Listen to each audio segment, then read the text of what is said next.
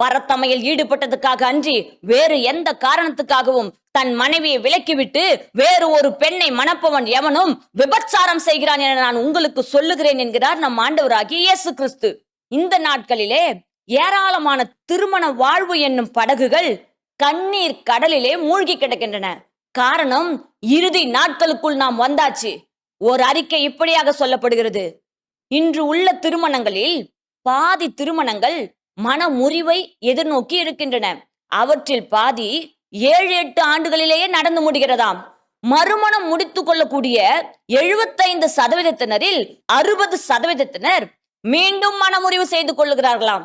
பிரியமானவர்களே, ஆண்டவர் இணைத்து வைத்த திருமண உறவை முறித்து கொள்ள அன்றாடம் நீதிமன்ற கதவுகளை தட்டுபவர்களில் கிறிஸ்தவர்களே ஏராளம் என்று ஒரு புள்ளி விவரம் தெரிவிக்கிறது. பிரியமானவர்களே, மன முறிவுக்கு வழிவகுக்கக்கூடிய